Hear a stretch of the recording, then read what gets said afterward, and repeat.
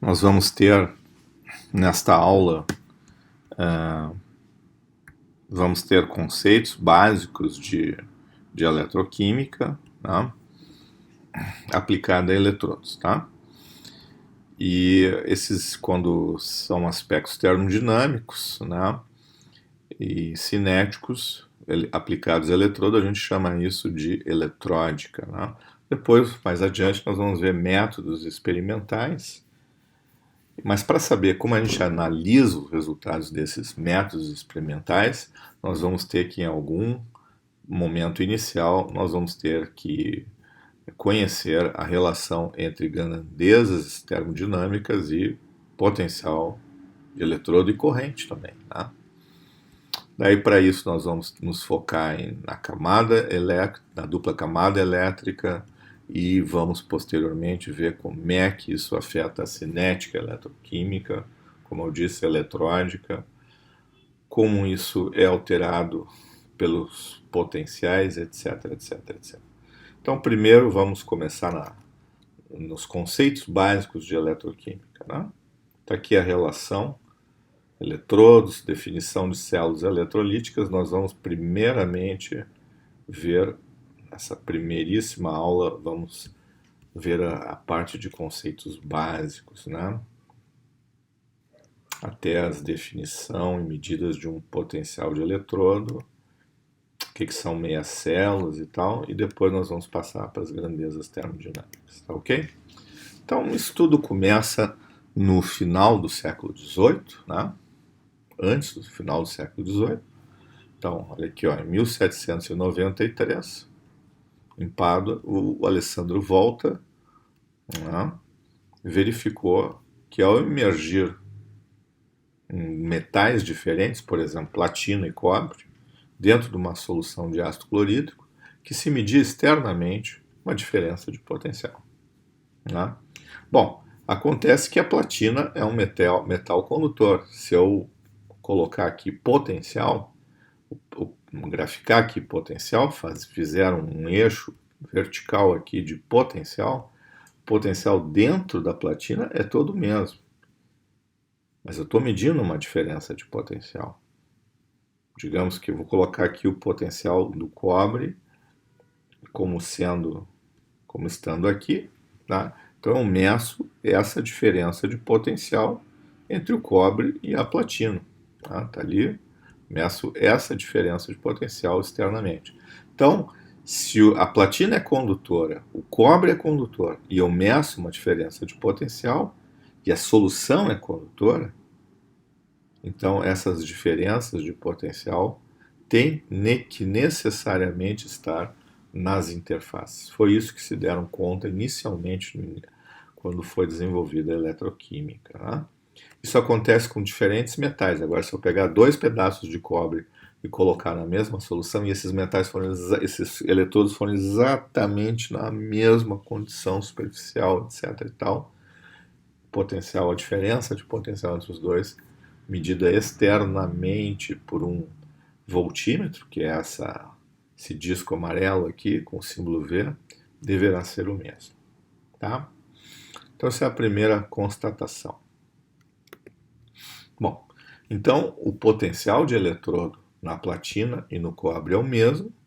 Eu defino que essas diferenças, me dou conta e considero, a partir de agora, que essas diferenças de potencial acontecem numa e na outra interface, e eu estou medindo externamente a diferença entre duas diferenças.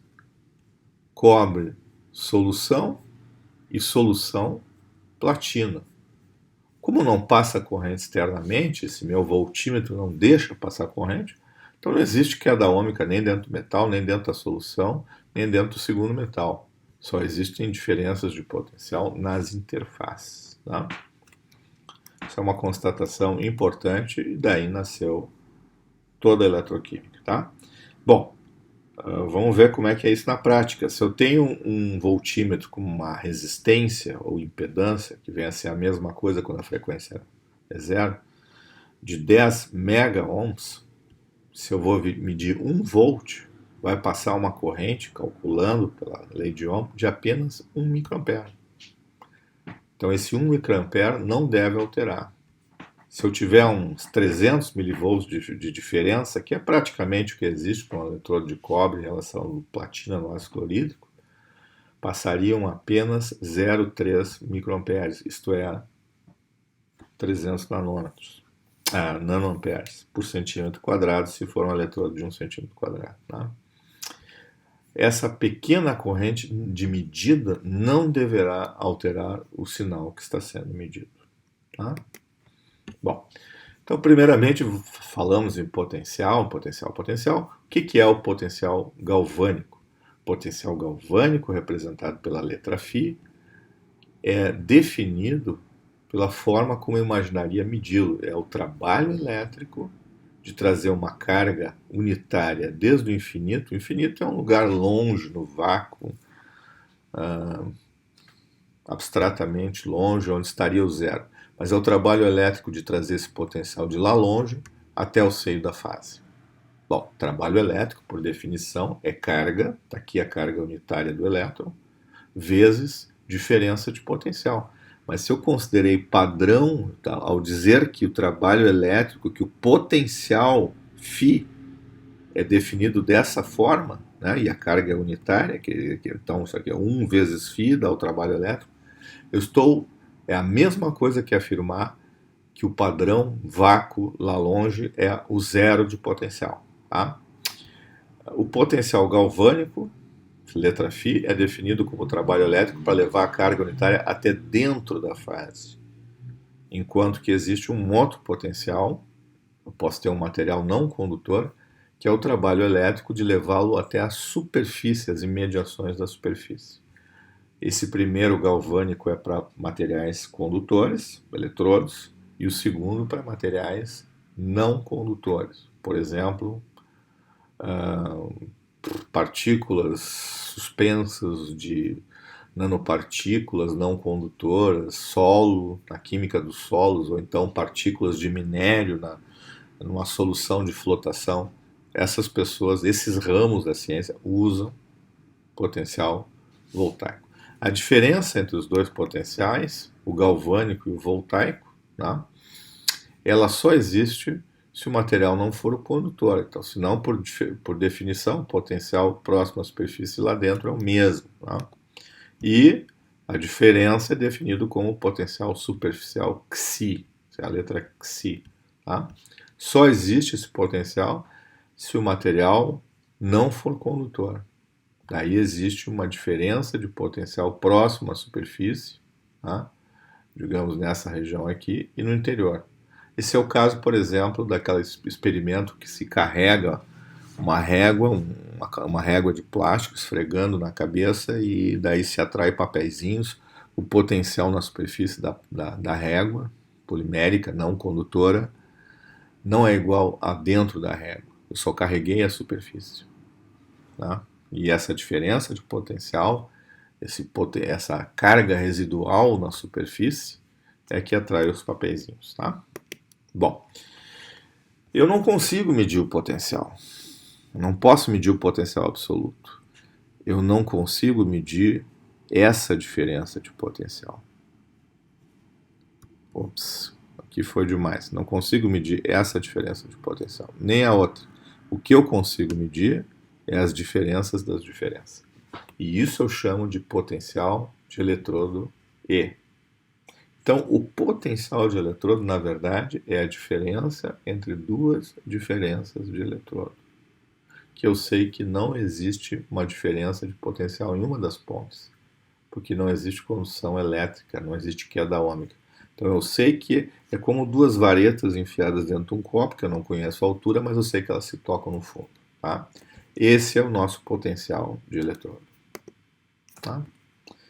Bom, a outra coisa importante é a definição de equilíbrio. Tá? Isso vem de Franken, de 1940, e esse potencial de eletrodo ele é definido como a situação em que a corrente num sentido é igual à corrente no outro sentido. Tá? Corrente num sentido é igual a corrente no outro sentido. Tá? Quando existe essa corrente, essa densidade de corrente eu não defini, mas a densidade de corrente, que é o I pequeno, é igual à corrente grande, né? A corrente macroscópica em amperes, dividido pela área do eletrodo, em centímetros quadrados. Tá? Normalmente vem em miliamperes por centímetro quadrado. Tá? Então, essa densidade de corrente, num sentido e no outro, se ela for igual, ela é chamada de corrente de troca, ou densidade de corrente de troca, e ela tem que ser igual num sentido e no outro, para que exista um potencial de equilíbrio. Tá? Por outro lado, uma pequena perturbação, aumentando ou diminuindo o potencial, deve fazer com que o valor final seja o mesmo quando eu tiro essa perturbação. Tá? Essa é a segunda condição de Frampkin para que exista um equilíbrio, um potencial de equilíbrio. Observar bem que numa das fases, se for o metal, meu transportador de carga, o ente que transporta a carga, são os elétrons. Se esses elétrons se esse metal tiver em contato com um condutor iônico, um eletrólito, uma solução aquosa com sais ou mesmo um sal fundido, daí o condutor, os transportadores de carga são íons, tá? Cátions e ânions. Se eu tiver um semicondutor ao invés de um condutor, se for do tipo N, também serão elétrons. E se for do tipo P, será a ausência virtual de elétron, é o condutor, é o chamado de buraco, um ente virtual que se comporta como se tivesse carga positiva. Então, para que a corrente passe do condutor eletrônico para o condutor iônico, forçosamente tem que haver uma reação eletroquímica na interface, que me transforma elétrons em íons. Tá? Então, a corrente, que é a velocidade da reação, acontece porque eu estou transformando elétrons que vêm de um lado em cátions e ânions, ou ânions do outro lado. Tá?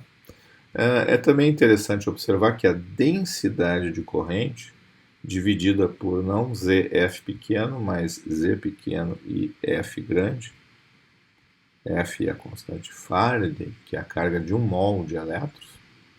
Quando eu divido a corrente, a densidade de corrente pela carga de 1 mol, uma simples análise de unidades me faz ver que eu obtenho mols por segundo por centímetro quadrado, que é a unidade de velocidade de uma reação heterogênea, a reação química. Então, I sobre ZF é a velocidade da reação. Então, simples como. Bom, quando eu meço potencial em relação, eu tenho que definir um padrão, porque eu não consigo medir as diferenças absolutas que existam.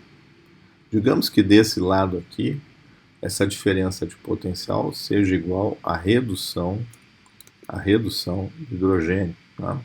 A platina é inerte e a reação que eu vou ter é hidrogênio se reduzindo a H2 e se oxidando de H2 de volta a H+. Então, eu tenho um par aqui, redox, que é o H2 e o H+.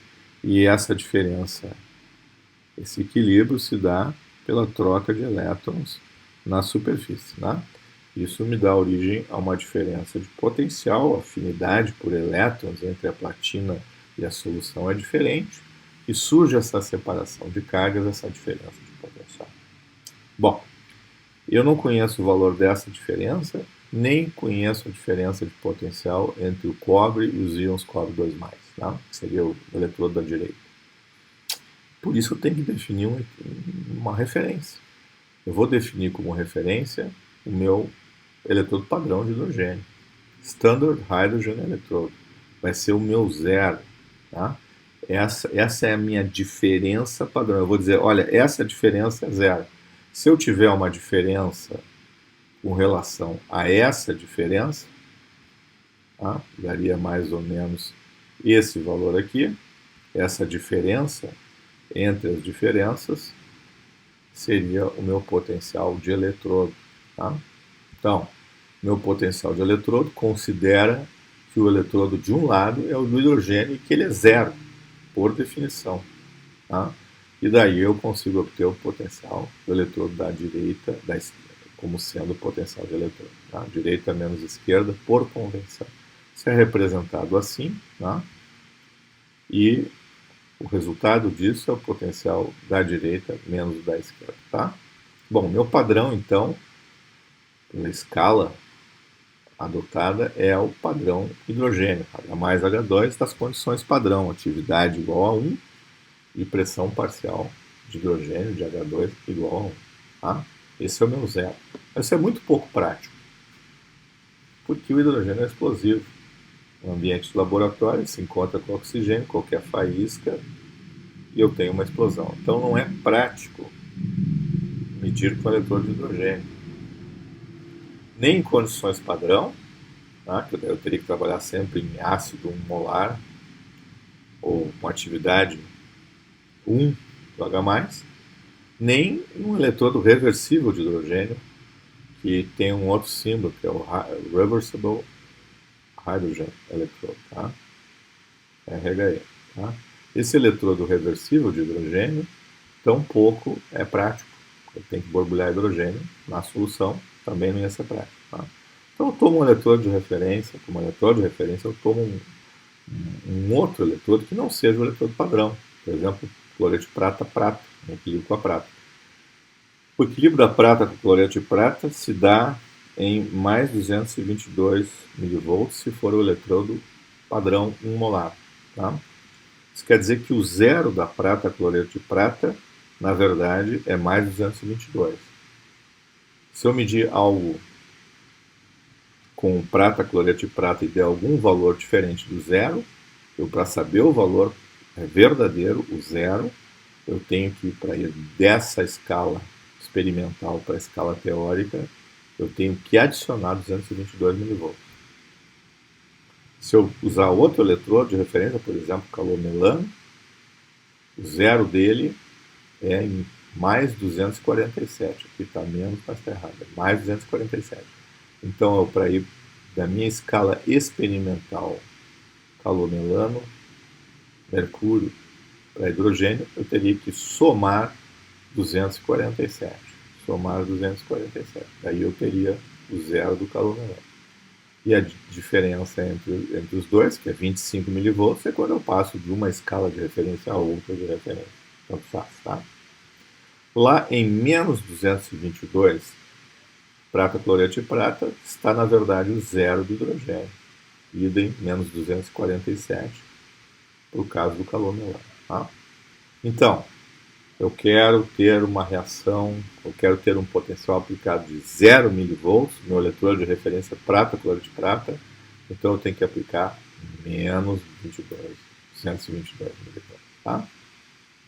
É assim que se passa de uma referência para outra, comparando elas. A forma mais fácil é simplesmente escrever as regrinhas e ver em que sentido a coisa vai. Tá? Bom, então, esse nosso eletrodo aqui, representando de uma forma mais correta, eu teria uma diferença de potencial desconhecida, outra diferença de potencial desconhecida. Eu nem digo mais que os potenciais são desconhecidos, mas então esse é o ΔΦ entre os dois ΔΦs. Esse é o meu potencial de eletrodo. Como eu considero o hidrogênio como sendo zero, né? Esse aqui é igual a zero, então eu vou ter como sendo essa medida aqui o potencial cobre 2 cobre. Certo? No caso da célula de Daniel, que foi uma das primeiras células que surgiu, provavelmente a primeira, que é constituída de um zinco que tende a se oxidar e do cobre em solução que tende a se reduzir. Né? Eu tenho então a oxidação do cobre, ele perde elétrons, a perda de elétrons, a oxidação do zinco tende a oxidar, perdendo elétrons, tá? E o cobre tende a captar esses elétrons externamente, se reduzindo da solução. Tá? Então eu vou ter um fluxo de elétrons desse tipo e uma corrente positiva no sentido contrário. Tá? Então, na verdade, eu tenho essa diferença de potencial, e o que eu meço externamente, que eu conheço mesmo experimentalmente, é o potencial do eletrodo. Tá? Agora, se eu comparar o eletrodo de zinco com relação ao eletrodo padrão de hidrogênio, que está aqui representado sobre um eletrodo inerte platina, e o eletrodo de cobre, de zinco e de cobre, se eu medir independentemente os dois valores, aqui e aqui, aqui o outro valor, a soma deles tem que me dar exatamente o valor que é medido quando eu comparo o cobre e o zinco. Quer dizer, esse valor matematicamente adicionado, tá, entre os eletrodos individuais, do cobre e do zinco, tem que me dar o eletrodo medido entre os dois, entre o cobre e o zinco. Tá? Então, eu tenho uma referência e posso dizer que entre os eletrodos que foram medidos com a referência, tem que se verificar essas diferenças, tá? Para funcionar tudo. Então, essas são condições de equilíbrio. Né? Casualmente, aqui no zinco, eu tenho menos 0,76 em relação ao hidrogênio, mais 0,34 em relação ao hidrogênio para o cobre. Somando os dois, eu vou ter 1,10 volts. Tá? 1,10 volts, 1100 milivolts. É o potencial da pilha da célula de Daniel. Tá? Se eu empilhar várias células, daí eu vou ter uma multiplicação, uma adição desses valores. Tá? Aí vem o nome pilha, empilhamento de células. Cada metade aqui constitui uma meia célula. Né? Então essa aqui é a meia célula do cobre e do zinco. Né? Essa é do cobre e essa é do zinco. Tá? Bom, tudo que nós vimos até agora é no equilíbrio. E o equilíbrio foi definido, né? Existe um equilíbrio, um potencial reversível, quando a corrente de troca é considerável e igual nos dois sentidos. Está aqui a densidade da corrente de troca. Os eixos são densidade de corrente versus potencial, por exemplo, em miliampere por centímetro quadrado e milivolts. Tá? Então, tudo que nós vimos até agora é no equilíbrio, tá? No potencial de eletrodo reversível de redução, porque a gente escreve a célula considerando que o hidrogênio está se reduzindo, está se oxidando e o meu eletrodo está se reduzindo. A redução do cobre em relação ao hidrogênio. Tá? Por isso que é potencial de redução. Então, se sabe que ao aumentar o potencial, na direção positiva, né, eu vou medir uma corrente cada vez mais positiva, eu vou promover correntes positivas de oxidação, certo? Isso acontece quando eu polarizo positivamente. Para cá é positivo. Quando eu polarizo negativamente, vou trocar de cor, acho que azul representa melhor redução. Tá? Quando eu polarizo em direção negativa, opa, não, isso aqui não. Negativo seria isso aqui. Quando eu vou na direção negativa, então eu vou promover correntes negativas, de redução. Essas correntes de redução são correntes catódicas. Né? O pessoal de língua inglesa usa a seguinte frasezinha, o seguinte nomezinho para se lembrar que redução é no cátodo, red cat, gato vermelho. Aqui escrito em azul é cátodo, redução. Tá? Para os americanos e ingleses fica fácil se lembrar. Então, essa curva aqui exponencial é a parcial catódica e essa é a parcial anódica. São duas exponenciais, isso vem daquela expressão de Arrhenius, né? E V igual a V0 exponencial de menos energia de ativação sobre RT. E, na verdade, eu não consigo medir as correntes individuais. Vamos imaginar que eu tenho um pedaço de cobre, tá? Eu tenho um metal cobre, vamos analisar só o cobre. Então tenho aqui o metal cobre imerso em solução, e eu tenho a oxidação do cobre, a cátion cobre saindo do metal, portanto se transformando em cátion cobre, solvatado na solução, tá? Com água, moléculas d'água circundando ele para solvatar, e vai me remover o cobre daqui, não está mais aqui. Tá? Isso ele vai me deixar então 2 elétrons. Esses elétrons vão ser captados em outro lugar e eu posso ter então cátions cobre captando e se reduzindo. Isso é uma corrente de redução. Se essas correntes forem iguais, então eu tenho potencial de equilíbrio. Mas daí toda a corrente flui aqui dentro, tá? Em curto. Não tem como medir isso externamente. Tá? Essa oxidação e essa corrosão do cobre e eletrodeposição na mesma velocidade, tá? Em curto aqui. Tá? Agora, se eu medir externamente e tiver uma oxidação mais violenta, maior intensidade do que redução, daí eu externamente vou medir o que se chama de corrente soma. Vou colocar outra cor aqui, vou colocar em verde. Então eu vou ter uma corrente soma, que é o que sobra de elétrons ou falta. Isso é o que eu consigo medir externamente. Quer dizer, a corrente anódica menos a corrente catódica vai me dar a corrente soma. Tá? Então essa é a corrente soma. Essa quase exponencial aqui não é uma exponencial, que é, na verdade, fruto da comparação da corrente anódica e catódica. Não? Estava usando aqui azul para redução.